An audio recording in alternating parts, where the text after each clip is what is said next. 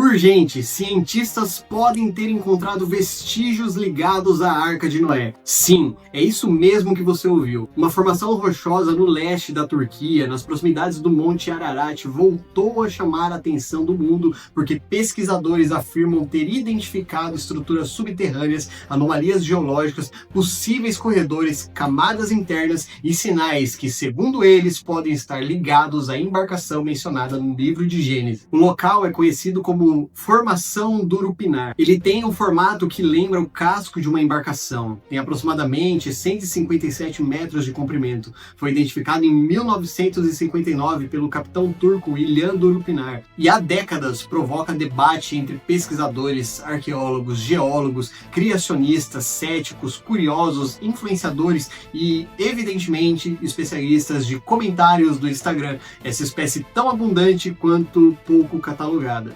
Agora, a pergunta é inevitável. Encontraram a Arca de Noé? A resposta honesta é: ainda não dá para afirmar isso.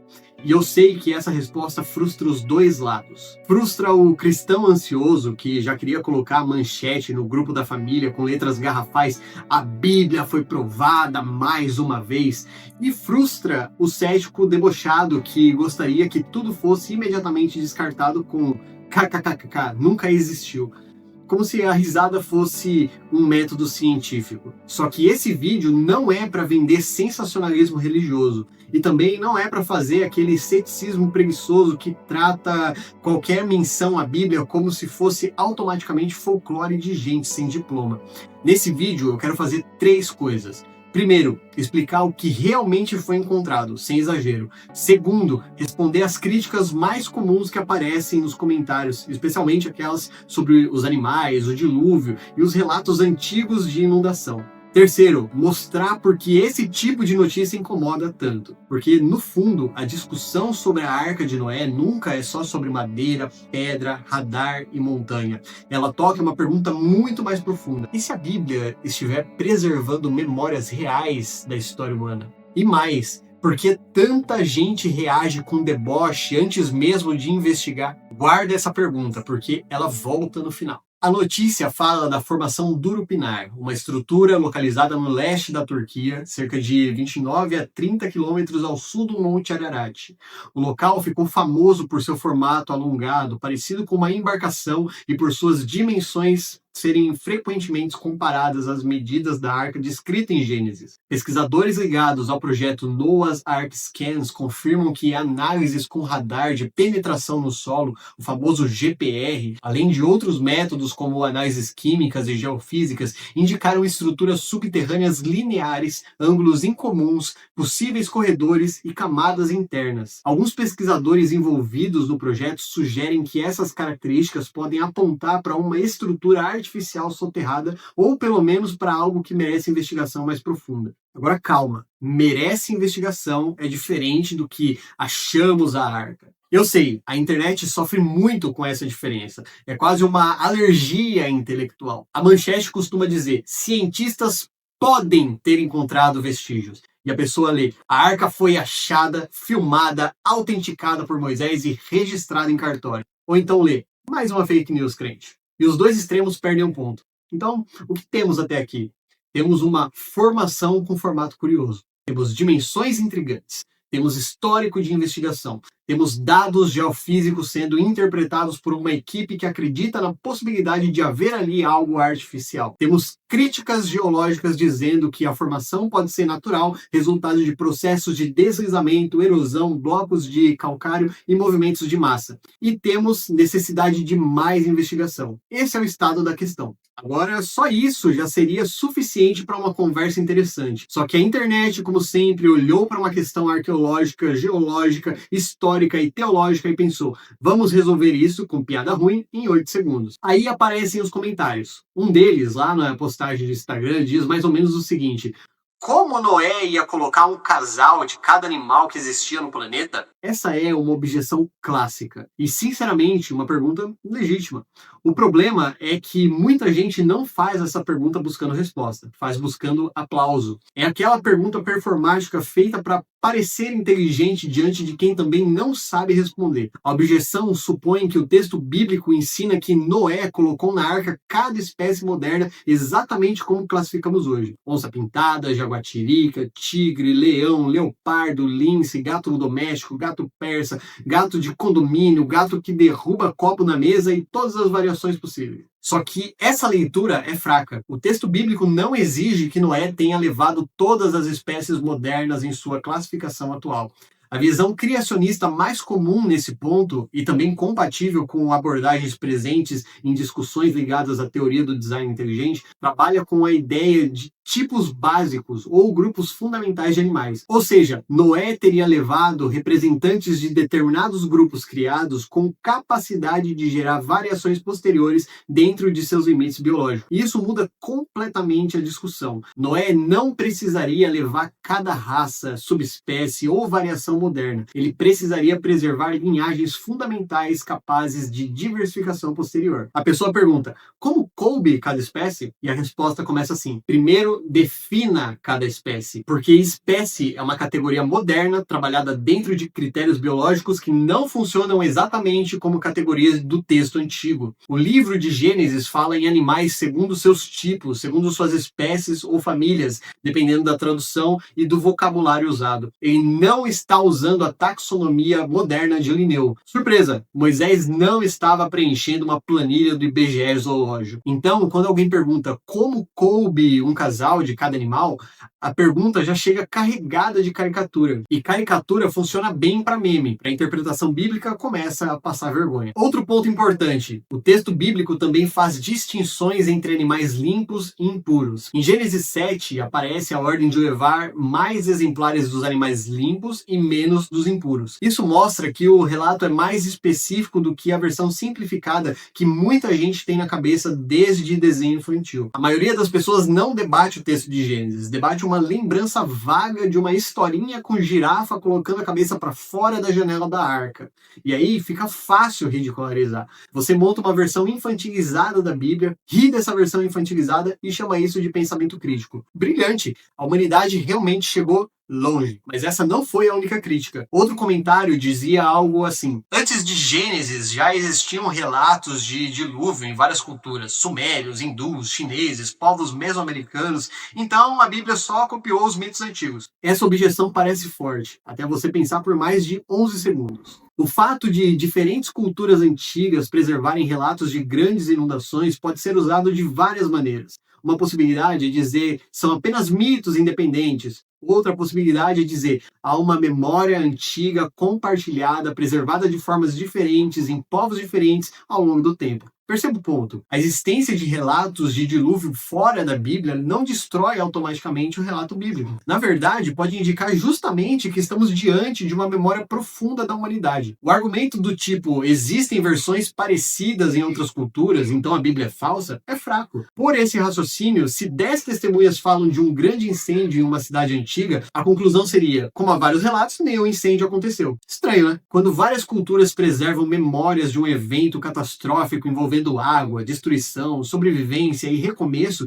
isso deveria gerar curiosidade histórica. A reação automática de deboche revela menos sobre a força da objeção e mais sobre a disposição emocional de quem comenta. Claro, os relatos não são idênticos. O relato bíblico tem uma estrutura teológica própria. Em Gênesis, o dilúvio não é apenas uma catástrofe natural. Ele é apresentado como juízo moral sobre uma humanidade corrompida e violenta. A arca aparece como instrumento de preservação. Noé aparece como alguém que recebe graça e obedece. Depois do dilúvio, há aliança, sinal, recomeço e responsabilidade. A Bíblia não conta o dilúvio apenas para dizer choveu bastante. Ela interpreta o mundo moralmente. E é exatamente isso que incomoda, porque a modernidade até aceita falar de desastre natural, mudança climática, catástrofe geológica, trauma civilizacional e mito fundador. O que ela não gosta é da ideia de juízo. Aí a conversa muda. Enquanto a arca é só uma curiosidade arqueológica, tudo bem. Dá para fazer um documentário, postar imagem de satélite, colocar trilha misteriosa e monetizar no YouTube. Quando a arca aponta para o pecado, juízo, graça e salvação, o desconforto aparece. Porque a história de Noé não é apenas sobre animais entrando em um barco. É sobre uma humanidade que se acostumou com a própria corrupção. Gênesis descreve uma geração vivendo como se nada fosse acontecer. Jesus retoma esse relato em Mateus 24, dizendo que nos dias de Noé, as pessoas comiam, bebiam, casavam-se e davam-se em casamento até que veio o dilúvio. Presta atenção nisso. Jesus não descreve uma sociedade fazendo apenas coisas absurdamente estranhas.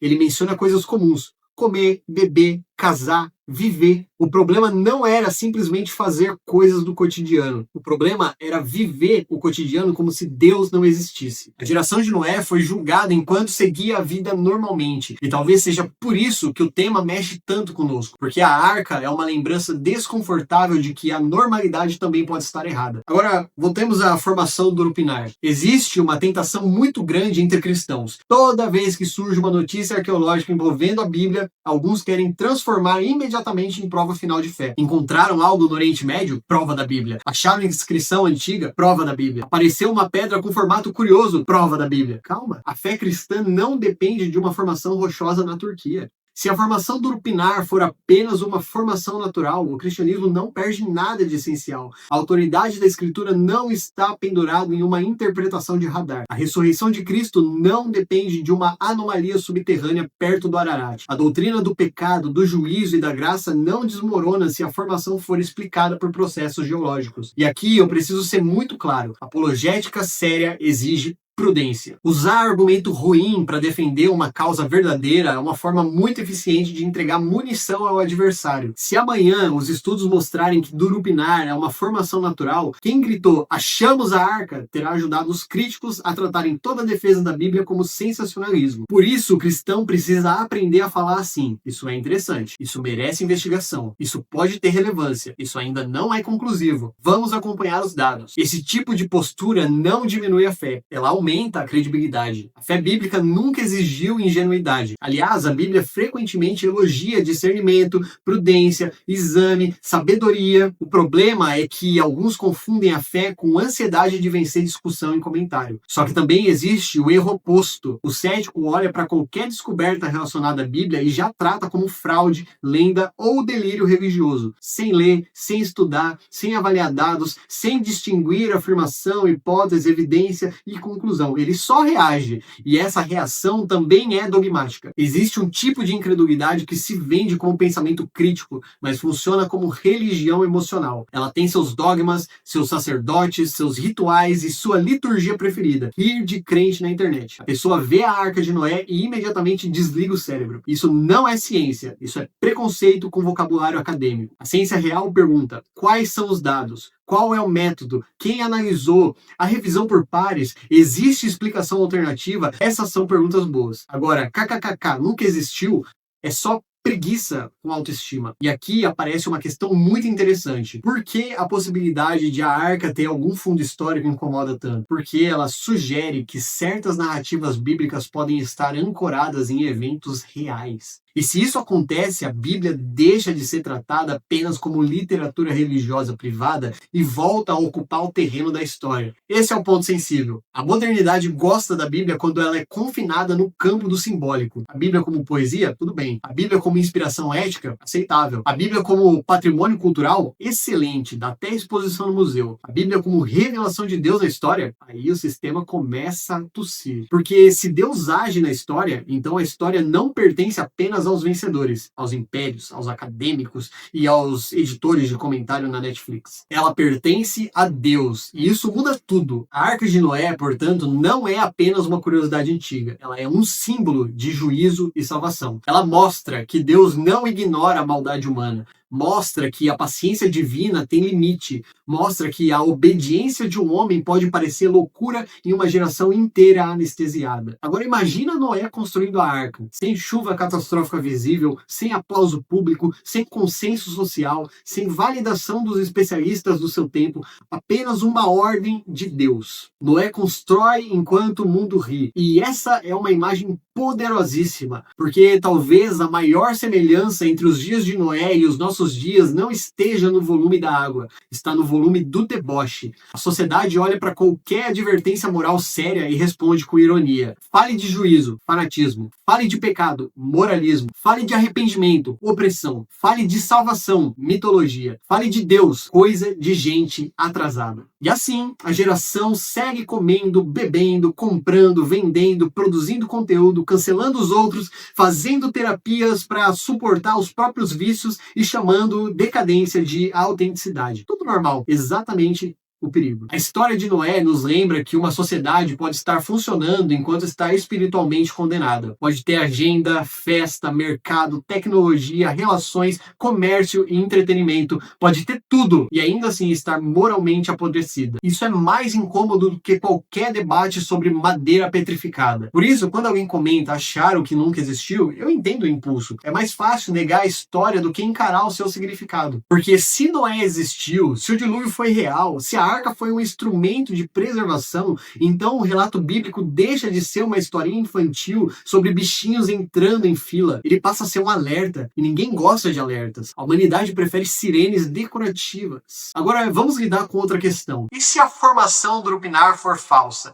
E se for só uma formação natural? Então, que seja investigada e descartada. O cristão maduro não precisa ter medo da investigação. A verdade não é inimiga da fé. O que ameaça a fé frágil é a fantasia. Se os dados mostrarem que aquilo é geologia natural, ótimo, aprendemos algo sobre geologia e seguimos crendo na palavra de Deus. Se os dados mostrarem indícios reais de uma estrutura artificial, ótimo também. Teremos um achado extraordinário que exigirá análise séria, escavação responsável e debate acadêmico cuidadoso. Em ambos os casos, o cristão não precisa entrar em pânico. A fé bíblica tem raízes mais profundas do que uma manchete. Agora, isso também não significa ignorar evidências. Alguns cristãos têm medo de arqueologia porque acham que investigar é duvidar. E isso é bobagem. Fé cristã é histórica. Ela fala de criação, queda, aliança, êxodo, reis, profetas, encarnação, crucificação, ressurreição. O cristianismo não é uma filosofia flutuando no ar. Ele afirma que Deus agiu no tempo e no espaço. Por isso, o interesse em arqueologia bíblica é legítimo. O problema começa quando a vontade de provar vira vício. A apologética precisa de 3 virtudes: coragem, cautela e clareza. Coragem para dizer que a Bíblia fala sobre realidade. Cautela para não exagerar evidências. Clareza para distinguir fé, hipótese e prova. Sem coragem, viramos cristãos envergonhados. Sem cautela, viramos propagandistas. Sem clareza, viramos confusos com o microfone. E o mundo já tem confusos demais com o microfone. Agora pense na força simbólica da arca. A arca era uma estrutura de salvação em meio ao juízo. Quem estava dentro dela era preservado. Quem estava fora seguia a vida até que a porta se fechou. Essa imagem atravessa a Bíblia e aponta para uma realidade maior. Cristo é a verdadeira segurança do povo de Deus. A arca tinha uma porta.